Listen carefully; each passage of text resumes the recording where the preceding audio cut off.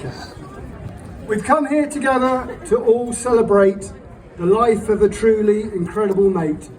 A life filled with laughter and colourful tales of epic adventures and nights off the rails. Some you find hard to believe could be true. My thanks go to Andy, Paul, Terry and Stu for sharing their stories of trips far and wide. With Iain on board, it was one crazy ride. From those first days in Birmingham, crazily pissed, his spark was so often the real catalyst. The journey to Paris back in '89, dodging the gendarmes with smuggled in wine. Heading off grid, always something to see, erupting volcanoes in South Italy.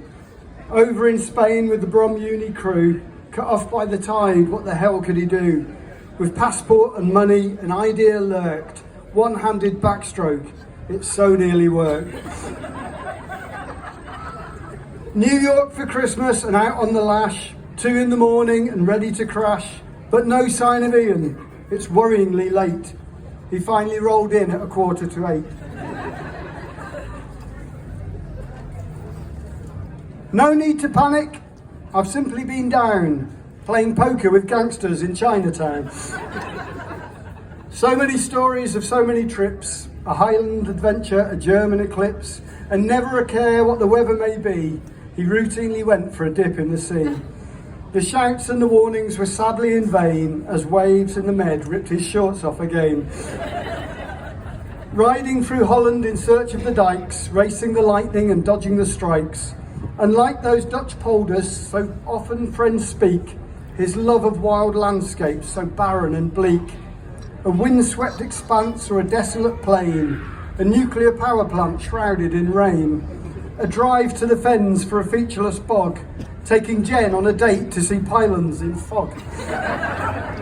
And the ultimate bleak fest, a trip to Murmansk, north of the Arctic, a concrete expanse. Bizarrely with no other tourists in sight, bar Iain of course, and Andy Wright. They left for the border and Jesus wept, as in the sun the slag heap slept. A nod, a wave, a prayer of thanks, past Russian troops and rolling tanks. Suffice to say you couldn't book this holiday through Thomas Cook. When not in search of barren lands, his love of football fueled his plans. France '98, Japan '02, on tour with Terry and the crew. 4 years later, number 3, this time a trip to Germany. Could this at last be England's year?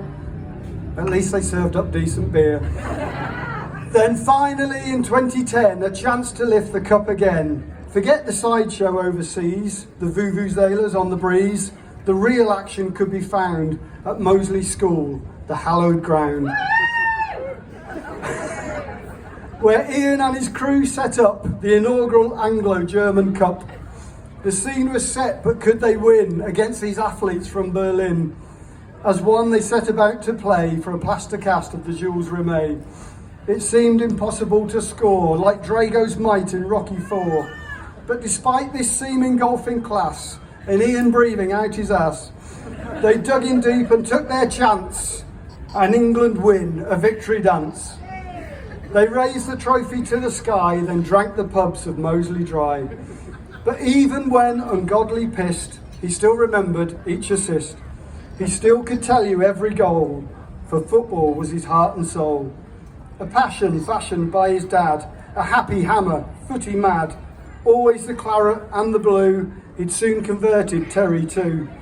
Bemoaned each loss and cheered each win, the cauldron of the old Berlin.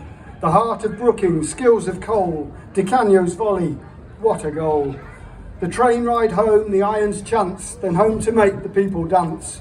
Yes, Iain had another skill, and if you had a floor to fill, get DJ Random on the decks. You'd never guess what's coming next. His choice is bold, his mix is frightening. First The Who and then Grease Lightning. Bowie's Heroes, Dancing Queen, the prog rock tunes of Soft Machine. And then the psychedelic sound of Floyd and Velvet Underground. An Afro beat, a local rapper, an instrumental track by Zappa. Sister Sledge and Teenage Kicks, a schizophrenic dance floor mix. A lust for life as was his way, screw convention, seize the day. Take a chance and have a go, laugh out loud, enjoy the show. Be bold, be brave, go look for fun. Take time to talk to everyone and take an interest, listen well, because everyone's got tales to tell.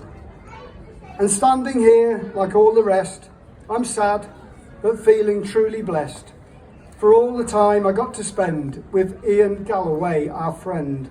Our mission now, his spirit's free, to keep alive his memory, the way he charmed whilst holding court, the bravery with which he fought, the way he dealt with every stress, his love of chocolate, love of chess, his crazy accents, madcap tales, the beers outside the Prince of Wales, that welcome when you'd first arrive, the footy games for I Survive, the Christmas parties, drunken nights, a chance to put the world to rights, decrying Boris and his crew, a European through and through. A voice for change, he took the lead, speaking up for those in need, a super sharp strategic mind, brave, determined, funny, kind. A joker right up to the end, a caring soul and loyal friend. He meant so much to everyone, amazing brother, loving son, a doting husband, super dad. For all these things and more, we're glad. We'll miss you, mate, but know you're there, forever blowing bubbles, pretty bubbles in the air.